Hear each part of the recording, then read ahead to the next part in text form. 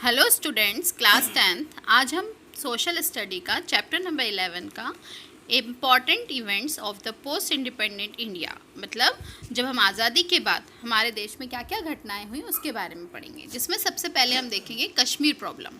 जब भारत और पाकिस्तान अलग अलग हुए थे तो उन दोनों की देश की सीमा पर कई सारे राज्य आए थे, जिसमें कश्मीर भी आया था।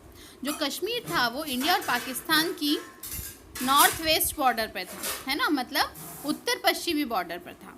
तो जिसके कारण की ये प्रॉब्लम थी कि अब कश्मीर इंडिया के साथ मिले या पाकिस्तान के साथ मिले, है ना। तो वहाँ के जो राजा थे, राजा हरि सिंह, उन्होंने डिसाइड किया कि ना हम पाकिस्तान के साथ मिलेंगे ना हम इंडिया के साथ मिलेंगे, हम अपने राज्य को स्वतंत्र रखना चाहते हैं।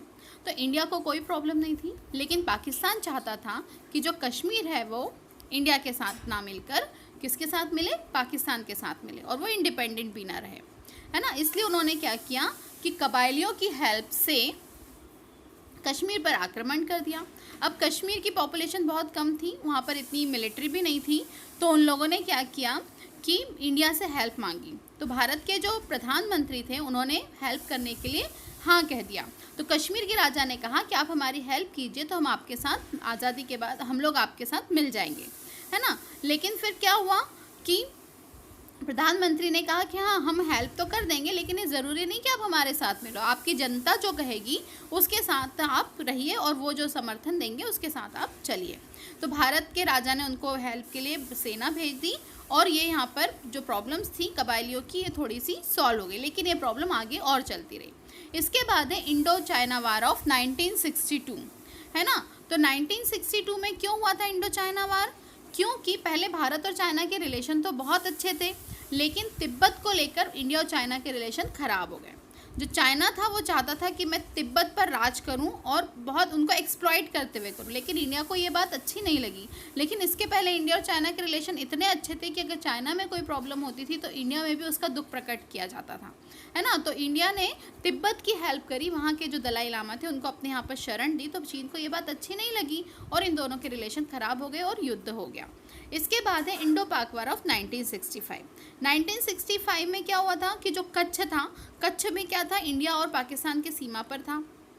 पाकिस्तान हर तरह से चाहता था कि मैं अपने एरिया को बढ़ाऊं, है ना। तो वह एरिया को बढ़ाने के लिए हर जगह से कोशिश करता था कि मैं ये जगह अपने अंडर में कर लूं। तो उसने कच्छ की तरफ से भारत पर आक्रमण किया और उसने सोचा कि मैं कच्छ का कुछ एरिया अपने एरिया में ले लूं।